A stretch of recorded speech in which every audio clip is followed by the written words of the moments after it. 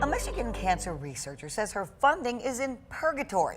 It's because President Trump called for a federal funding freeze on universities earlier this year over diversity, equity, and inclusion programs. Many universities have pushed back, and numerous lawsuits have been launched in opposition to the cutbacks.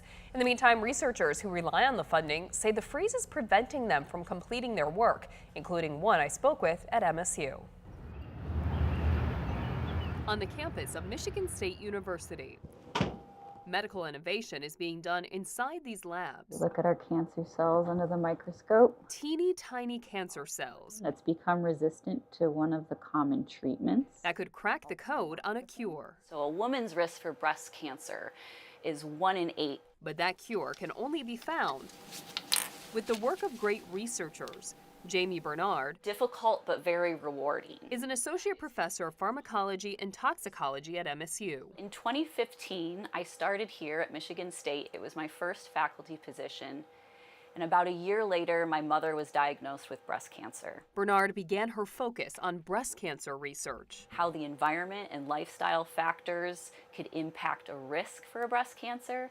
And I'm also very interested in discovering new medicines for both prevention and therapy. But that work I don't understand it. is now in limbo. So our grants are currently frozen right now because of the Trump administration.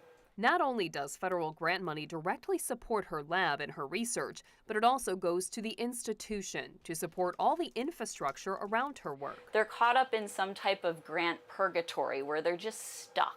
Bernard does, however, know the future of her work if funding is not restored. The research would stop. This is going to ultimately lead to healthcare costs going up and more people dying. She's already feeling the impact as students graduate and leave the lab unstaffed. Bernard will not be able to hire more students in the fall. I think people feel that the projects that are being stopped by the federal government are in very specific areas, but that's not true.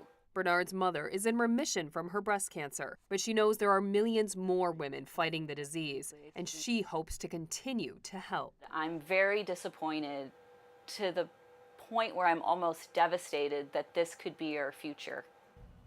And MSU's president went to Washington, D.C. earlier this month, meeting with congressional offices advocating to maintain federal funding. According to the university's website, there were $474 million of federal research expenditures last year alone.